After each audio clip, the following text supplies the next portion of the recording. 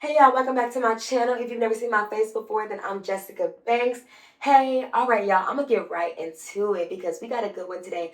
First of all, y'all know that we are on our Glow Up in Progress series, and this is officially the second episode. Today we're talking about soft habits that changed my life. I already told you guys, for me, it's soft life or nothing, okay? Like, we are in the era of rest, the era of soft life, but still balancing productivity, okay? I don't want you guys to think that a soft life means laziness or, not reaching your goals. Like, in order to be that girl and to like genuinely live a soft life, there is some effort that it's going to take to put in, but the effort, it looks a little different. It doesn't follow the same blueprint of that like grind mentality, the girl boss mentality. And here's the deal, y'all, before y'all come in the comments, it's nothing wrong with feeling like a girl boss or wanting to be a girl boss on that grind. Like, that's cool. Like, we need all of that. But for me and my ministry and what works for me, like, I am in my soft girl era. I am in my divine femininity era. I am in this glow up era where I want things to just flow to me naturally, right? The soft life for me is all about flowing and attracting as opposed to chasing and forcing. Okay? For me, it's all about the things that are aligned to me, coming to me easily and abundantly, right? Like, not me chasing after them so feverishly that they are literally like anime running away from my death grip. Like, that's not the vibe, right? So when I say soft life, again, I don't want it to be construed as a life where you don't have autonomy and control over what's going on. No, you are the architect of this. Like, you can curate this. A soft life simply means like having power and control in a more subtle, sexy, and emotionally controlled way. So, anyway, if you're into all of that, then don't forget to subscribe because we are on this glow up and progress journey together. I told you guys, y'all are going to watch me glow up in real time, like in every facet of my life. And I really do invite you guys to join on this journey with me. Like, I don't want to do this alone. I told you guys, I feel like there's a dream life abundance out there for all of us. Like, we can all get some of this pie. So subscribe, join the journey, and glow up right alongside of me. Anyway, let's get right into it. All right, y'all. So I wanted to kick off this series talking about the soft life habits or the soft girl habits that literally changed my life, guys. Like, these habits, I'm telling y'all, it took me out of my chasing and forcing energy, my masculine energy, if you will. And I hate to like, rag on the masculine energy because there is a delicate balance that as human beings we need to possess, right? You need to be able to have the ambition that's seen in masculine energy, or you need to be able to set boundaries. But when we talk about, these soft habits, we're talking about setting boundaries in a softer way. You don't have to raise your voice or do anything out of character, but the boundary is definitely set and people understand where you're coming from. So before I get into the whole like soft girl habits that changed my life, and that's cool, I want to talk about hustle girl energy versus soft energy. And let me be very clear, y'all. Like, I have been both. I have been in my hustle girl energy for a very, very long time. Like, I tried to do the whole like corporate climb the ladder thing. I was in education still in education. I have like climbed out of the classroom and into leadership, but still like I have done the hustle and bustle thing. I'm currently in school working on my second master's degree. Like, trust me, like I understand. I understand the need to grind and want to get it and want to do, but this is why these soft life habits are a non-negotiable for me. Burnout. That's number one. Like, sometimes when you get into that hustle and bustle mode, like, you get burnt out and you start to neglect the things that make you feel feminine and like a woman, right? Like, when I was running around and doing all that and up all night studying and hustling and doing all the things, like, I got up in the morning, I didn't have time to put on makeup, or I didn't want to spend the extra time to do all the things because I was exhausted. Like I was burnt out. I was just so in that mentality. And after a while, I woke up from this haze of doing that. Literally, y'all. It was like a 10-year haze, and it wasn't straight, but you get the vibes. I woke up from that haze like, whoa, what have I been doing for that time? Because though I've been hustling and bustling and grinding, what do I have to show for it? Now, don't get me wrong, I am so grateful for the things that I have. Like, I have a good career, like I'm doing all the things. I'm so grateful. But I feel like that phase in my life has run its course. Like I have exhausted all the options I can there. I used to always say, like, I have maxed out this life. Like I am a testing coordinator at a school. I make a pretty good amount of money, but not anything spectacular. It's like I have maxed out where I can be at this life. And all the decisions that I've made up until this point got me to this life. And I'm so proud of it. Like, don't get me wrong, I'm so grateful. And I know that I'm living somebody's dream life that is not past me. You know what I'm saying? Like, I know I am so, so grateful and blessed in this life. But I also know that I have bigger dreams. I also know that I desire a life of soft luxury, a life where I don't have to like rush into somebody's office and be on their schedule, a life where I can make residual income and just like sit back and enjoy and be me. And I get it that life is not for everybody and it's not meant to be. Like that's why that vision was given to me, and that's why I got to like work so hard to get it. Like that's why I got to go all in, because I don't want to die with the what ifs, like with the thoughts of like, what if I would have just went all in? Like, what if I didn't care so much about all the things? That's my biggest fear. Like, that is genuinely my biggest fear. And I'm not willing to do that. Like, I'm not willing to take that risk, honestly. And so that's why these habits for me are non-negotiable. The thing is, you have to start living that soft life and start having these soft girl habits today. You can't wait until you're living your dream life, because then it's like you new to this, girl. Like, I want these habits to already be ingrained in my character, so it just comes naturally when I enter that soft life era. Finally, when I'm laying back on the isles of Capri in Italy, or the vineyards in Tuscany, or whatever, like these habits just come naturally. It's not like I'm faking it or imposter syndrome. It's like, oh yeah, I've been on this. I've been on this when I was living in that one bedroom apartment. You know what I'm saying? I've been on this when I used to just sit in front of my tripod and talk about it. Like, I've been on this. So anyway, let me stop yapping and get into the 5 habits, the 5 soft girl habits that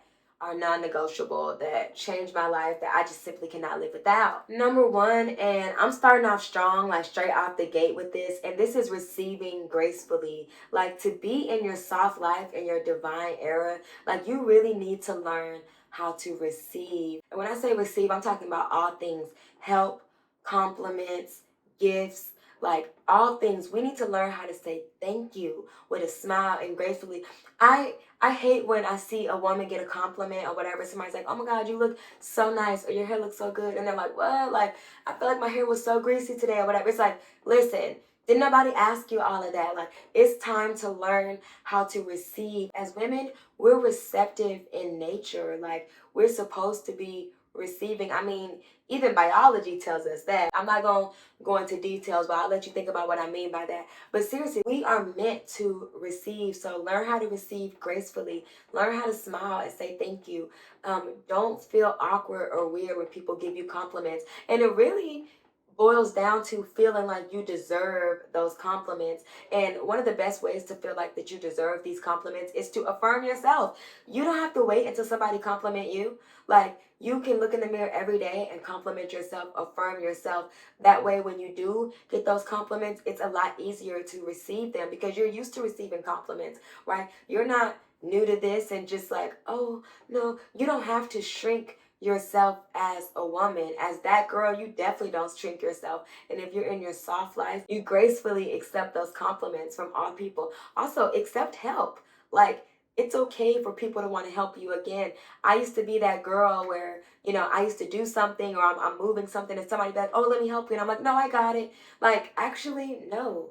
Like, let people help you, especially men. Like, it's men's job to help us. And men love to feel helpful. They love to feel needed. Like, that is where they strive most. Like, that's where they need to be. That's the energy that they like succeed most in. So allow them to do that. If when you allow them to do that, everybody's in their natural space. Like, things can organically blossom, and more importantly, you can start living a softer life. So accept the help. If you're struggling with some bags and someone say, oh, let me get that, say, thank you so much, I appreciate that, I was really struggling. Perfect. Smile. Be very gracious, right?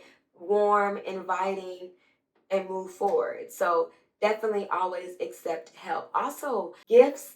I know that this can be like a little touchy subject for some people. I don't know why. I love gifts, like, and I love giving gifts, but we need to learn how to accept gifts in confidence. I don't know if this is anybody else, but I used to get weird about opening gifts in front of people because I'm like, oh, I want to make sure that my reaction is like right, or they know. Like, listen, stop overthinking it, right? Learn how to accept gifts gracefully, authentically, genuinely. Just say, thank you. When people do things nice for you, don't say, oh, you shouldn't have. Like, yes, they should have because they wanted to. And that puts you in your soft girl era. Like, you deserve things. If people want to do nice things for you, they definitely should. So it's never you shouldn't have. And always, thank you so much. I appreciate this more than you know. So that's number one, just learning how to receive gracefully. Shout out to Ariana because she said something like, I'm still getting used to receiving. Yeah, like, I'm still getting used to receiving every day. Like, sometimes it feels a little weird to me. I'm gonna tell you some of my business a little bit, but this guy that I knew, like, I was just talking about a purse that I wanted, this new Coach bag that I wanted, and then my birthday came around and that bag was there. And I was actually very shook because we had just met just a couple of weeks before. So I was like, oh my gosh, this is like kind of a big gift to just meet someone. And my first instinct was to kind of be like, oh my God, like you shouldn't have done that. And then I just thought about it. I'm like, actually, yes. Like, and it's not that like you should have done it or I'm entitled. It's more so like, it's okay for someone to pick up on something that I want and do that for me. Like, that's totally acceptable. And they should do that if that's within their means, they have the resources, and they simply want to. So, like, just learn how to receive. Like, that's the number one, like, soft girl habit that I want you guys to tap into. Receiving. Next, guys, you got to start romanticizing your daily life, like your everyday life. You can't wait until you're living in the penthouse, overlooking the city and going on luxury trips to Greece and the Maldives every quarter. Like, I want that for you. I want that for me too. Like, we are definitely going to get there. Like I said, you guys are watching the process full time. Like, we're going to get there for sure, but you got to start romanticizing like what you got right now. Again, you don't want to get there and then not know how to act. It's kind of like when you go to a restaurant and you've never been to a fancy restaurant before, so you get there and like don't know how to act. When we get to our dream life, we would have already practiced and honed in on these skills and these habits, so we can just like gracefully accept and flow gracefully into that dream life. So with that comes with romanticizing the life that you have right now. And this is something as easy as like lighting a candle as you get ready or as you wind down for the night. Romanticizing your matcha routine, maybe putting it in a fancy mug, splurge on the frother. That like changed the game for me. But like, splurge on the things. Get you that aesthetic glass straw, like whatever it takes. Because honestly, at least for me, I don't know. Like, when things look better and aesthetically just make me feel warm on the inside, it just gives me a serotonin boost that makes me feel like I'm that girl and I can traverse the day like with that confidence and that feeling a little bit better. So like, start romanticizing everyday things that you're already doing. Your shower is really not just a shower, it's a spa experience, right? Let me tell y'all what else changed the game for me. Taking a bundle of eucalyptus and tying it to the shower head. Y'all, I'm telling you, it's so good when that steam hits it. Eucalyptus is like that spa-like feeling, and it just opens you up. You feel like you can breathe better, just like, so romanticize the things that you're doing right now, like right at this moment. Don't wait, right? We are not in the season of waiting. That season has passed already. We're now in the season of executing. Also, another thing when it comes to romanticizing your daily life, and this is something that y'all gonna have to work on and just watch me get better at this in real time. And it's just like clean spaces. Like, you cannot strive and glow up and do all the things and become who you want to become sitting in clutter and filth. It's just simply not possible. And trust me, y'all, I wish I had the cheat code on how to bypass that part of it, bypass the like clean up part of it, the glow up, but you just simply can't. Like, at first I used to use people like, oh, Alex Earl, she used to show her like messy room and her messy life, and look at her, she's glowed up, she's like done the things. But listen, everybody is not an Alex Earl. There's a bunch of things that make Alex Earl, and there's a bunch of things that make you. Let me tell you something. For you need to clean up, and that's for me too. Like, we have got to be able to get focused, and you can't focus around clutter and mess and things. That causes decision fatigue. It depletes your battery before you have any chance to use your battery on what you're actually passionate about. Also, you can't relax. Like, how you gonna be in your soft girl era and you trying to soft life it up in filth and clutter and disgust? Like, it's just, and I'm not judging. I'm literally not coming from a place of judgment, because I can't. Like, but I'm telling you, like, things did not start to happen into my life until I started to get my physical space under control, resetting my environment. Y'all, like, let me just give y'all a metaphor, and it's one that's really so close to me. This plant, hold on, y'all. This plant right here. Okay, this plant was literally in a test tube for about a year. It wasn't dead. It was like surviving, not thriving, but surviving. And I had it in this test tube because, like, I got it in a test tube of water. I just assumed it was like a test tube plant, and the roots were growing. The roots were like growing into the test tube, like, but there were no leaves. Like, the leaves were not growing. And I'm just like, dang, like, this is supposed to be a huge spider plant, and the leaves just are not growing. But I just kind of neglected it, or I left it in the corner, left it in the test tube in the water, because again, it wasn't dead, but it wasn't striving. And then one day I was like, that's not good enough. Like, simply just not dying or like making it is not good enough. Like, I want this little guy to strive. And so I put it in a pot. Like, I put it in more productive soil. And guys, I kid you not, like, look at this guy. I potted this last week. This guy had 0 leaves. A week and a half ago, when it was in that test tube, in that stagnant soil, it had no leaves. Now, in just 1 week, look. Like, look. And that, I want that to be like a metaphor for your life. Like, you cannot grow in stagnant soil. Like, your environment is your soil. And sometimes you have to switch up the pot. Like, you got to switch up the pot.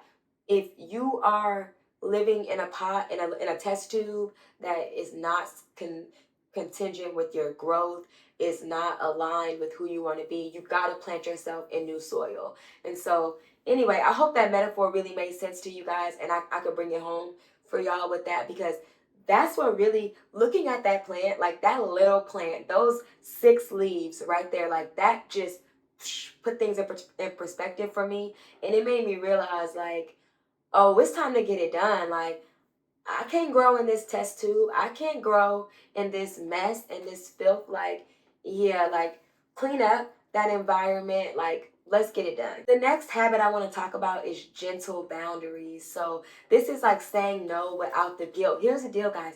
No is not a cuss word. Like, it's okay. And no can be a full sentence by itself.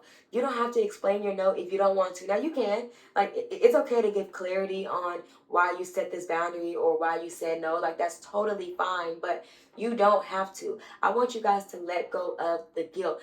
Don't think about, like, oh, I'm saying no to this thing. Think about, I'm actually saying yes to what I'm passionate about. Like, I can't do everything. I can't be everything for everybody, because that actually means that I'm nothing for myself, right? You have to learn how to balance what you give out and what you're able to pour into yourself. Because as we already know, like, you can't pour from an empty cup. Like, I didn't make that up. That's not astounding or groundbreaking. Like, we already know that. And so setting these healthy boundaries really just allow you to show up as the person you need to be when it's time to show up more effectively when it's time to show up, when your cup is full, when you have something to pour out into somebody organically, not when your battery is depleted. So I cannot stress enough. I wish I would have learned that earlier. Like, just setting the healthy boundaries. Like, when things are not aligned with what you got going on, it's okay to say no.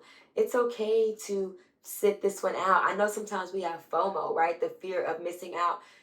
It's okay. Like, you will be okay. Now, of course, we do have obligations in life, and when you want to curate certain relationships, there are certain things that we just have to do. But I'm talking about the things that we are not super obliged to. And I really invite you to reevaluate what are actual obligations and what are things that you just feel obligated to, because those are different, right? And so I want you to realize that you can say no, like, setting soft boundaries without getting upset, and also like sticking to those boundaries, not allowing people to gaslight or guilt you out of those boundaries. And the way to do that, guys, is to reframing it. It's like, I'm not saying no to you, I'm actually just saying yes to me and to what I need in this moment, so when I do show up for you, I can be who you need me to be.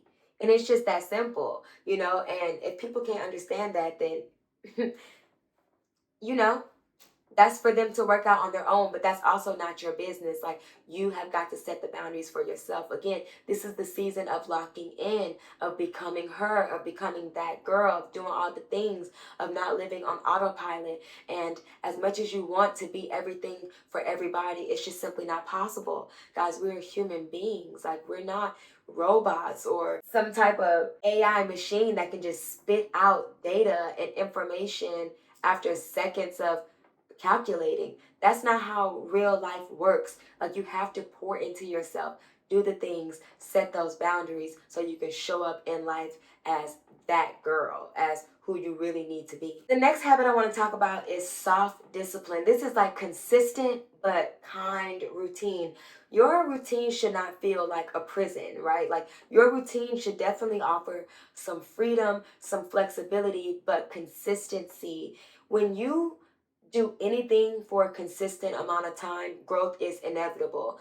That's just how it goes. Just like plants, okay? The things that you water will grow. The thoughts that you water will grow. The relationships that you water will grow. Like, that's just a tale as old as time. And so you need to formulate routines that are consistent. And that means routines that don't facilitate burnout. Like, you can't just be going hard. And I'm saying that as I'm recording a video every day. But listen, like, that's sustainable for me right now, but that's not sustainable forever. It's important to know what is even possible for you so you can actually remain consistent. You don't want to set yourself up for failure by saying, oh, I'm gonna, you know, run a marathon tomorrow, and then after that record 6 YouTube videos, save the planet, clean the ocean, and get the straws out of the sea turtles' noses. Like, that's so ambitious and that's so cool, but that is not realistic. And that does not breed consistency, right? You have got to find routines that are sustainable for you, that allows you to be consistent, and that also, like, that you want to be consistent in. Burnout is not just from working hard. Burnout also comes from when you lose passions. You lose passions when your routines are not really aligned to who you want to be. You know, deep down, you really don't want to be an author or a writer, but you're forcing yourself to write 10 pages a day. Like, that's not really a sustainable routine. Like, that's not going to breed consistency. And realistically, that's not going to breed results. It may breed results short term, but it's definitely not going to breed results long term, because you simply lack the passion to put in the effort that's needed to push through the hard times, to push through the low moments. So your routines have to be aligned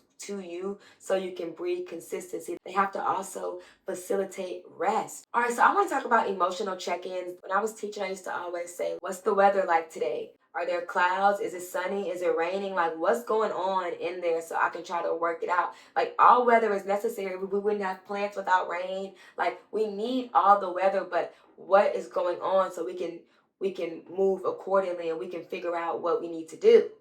So just have those emotional check-ins with yourself. And the last soft life habit I want to talk about is feminine energy practices. Like, I want you guys to start diving into hobbies and creativity outlets that really open up your feminine creativity and like your feminine energy. Things like yoga and Pilates and painting and wine tasting and candle making, just things that just really make you feel fluid and sexy and flowy. Maybe take a dance class, do like belly dancing, do things that make you feel as feminine, as divine, as goddess like as possible. I want you to dive into those type of hobbies. It's okay to have other hobbies as well, but I want us on this journey to really focus on the hobbies that open up feminine flow and feminine fluidity. All right, guys, so that's all I have for you on this. I really hope that y'all took something from this video.